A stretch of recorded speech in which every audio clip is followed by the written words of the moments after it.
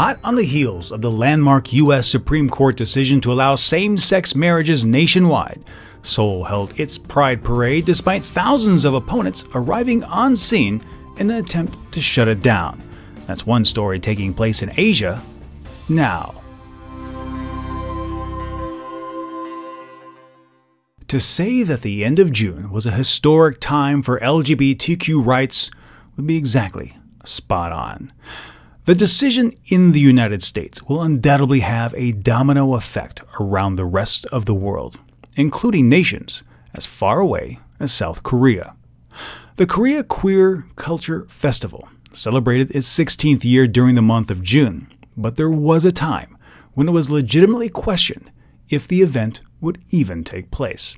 First, the South Korean MERS crisis canceled many events around the nation and forced the festival's opening concert to be reduced to a simple online streaming event.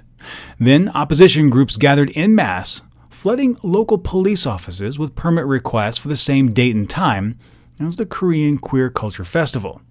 This led the police to deny permits for this year's festival and parade, citing traffic disruption and public safety concerns. However, organizers took that matter to the Seoul Administrative Court, which then overturned the police decision. The court said, quote, "Assemblies can be prohibited only when they directly threaten public order. Korean gays and lesbians weren't a threat," the court said.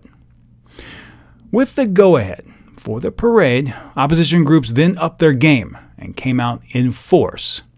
Lee Young-hoon, the pastor of the Yeouido Full Gospel Church, the world's largest, staged a major rally directly across from Seoul City Plaza where the Korea Queer Culture Festival was being held. He said on the day of the event, quote, "Our prayers will open the sky and the homosexuals will fall. We will be blessed with victory," end quote. The Korea Presbyterian Assembly was also present, posting a large sign that read, when translated to English, "We pray for Korea not to be diseased or sick with homosexuality." Then there was the Reverend Kim Kyu-ho, Secretary General of the Countermeasures Committee on Homosexual Issues, who dropped these little gems in an interview with the Korea Observer. Homosexuality is a type of addiction. Young people are especially vulnerable to homosexuality. They are already getting addicted to homosexuality. Anyone can learn homosexuality. It is not innate. Anyone could get addicted if they are exposed to it. When asked why his group and others must stop gay pride events, the Reverend responded in part, "It is immoral and it is a corrupt Western cultural import. This kind of immoral Western value is being transplanted to Asia.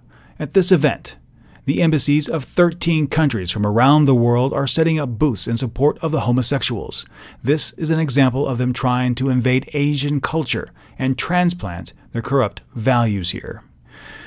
Yet the Reverend apparently had no problem trying to use Christianity, another Western import, to try and prove his case when same-sex behavior is well documented in Korean history dating back to times even before the Chosun dynasty.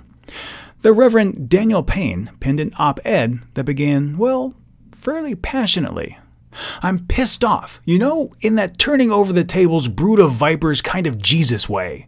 I'm pissed that so-called Christians, in name only, whip themselves up into a half-religious, half-nationalistic frenzy on a Sunday afternoon in response to the Korean Queer Culture Festival Pride Parade." Payne took exception to Kim's statement calling, quote, "nearly every single sentence a bald-faced lie.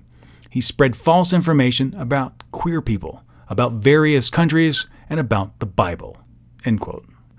Now, one of the things that always strikes me as being odd when witnessing the vitriol spewed at events like this in the name of Christ is the sheer lack of knowledge of the Bible by those who purportedly hold it so dear, and it's supposed to form the foundation of their faith.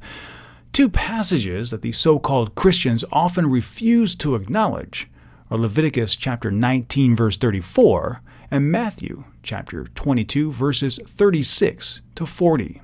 Leviticus 19:34 reads, "The foreigner residing among you must be treated as your native born. Love them as yourself, for you are foreigners in Egypt. I am the Lord your God." And Matthew reads, "Teacher, which is the greatest commandment in the law?" Jesus replied, "Love the Lord your God with all your heart, with all your soul, and with all your mind. This is the first and greatest commandment, and the second is like it. Love your neighbor as yourself. All the law and the prophets hang on these two commandments." Taking into consideration the two biblical passages, one from the Old Testament and one from the New, one can clearly see that God would not have approved of the display of behavior exhibited by those so-called Christians. Those that did come out in support, myself included, exhibited nothing but love and acceptance, something that wasn't lost on longtime Seoul resident Nevada Rhodes. It was awesome. I cried. I'm glad I brought these. I kept crying. I have never seen. I needed the hope for humanity. The hope for humanity that exists here in Korea. But perhaps the best sign for South Korea's future could be summed up by Jun Sung-ho, a young Christian protester. Quote, "We don't hate the homosexuals. We just don't think Korea is ready for them yet." End quote. Now, keep in mind, it took years for same-sex relations to gain the support it has now in the United States. And frankly, South Korea lags decades behind the U.S.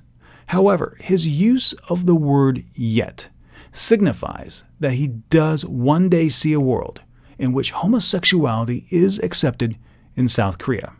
And that, my friends, is promising.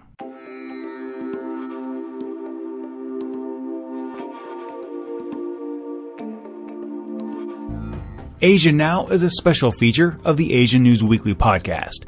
If you enjoyed the podcast, please share it with your friends, and if you haven't, subscribe. Subscribing is absolutely free, and when you do, the next episode is delivered automatically to you. You can subscribe on our website, asiannewsweekly.net, or in your favorite podcast application. You can also keep up with more news from the region by following Asian News Weekly on Facebook or Twitter.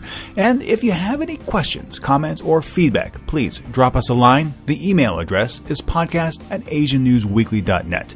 Thank you so much for joining us. Until next time, remember to be true to yourself and to always be awesome.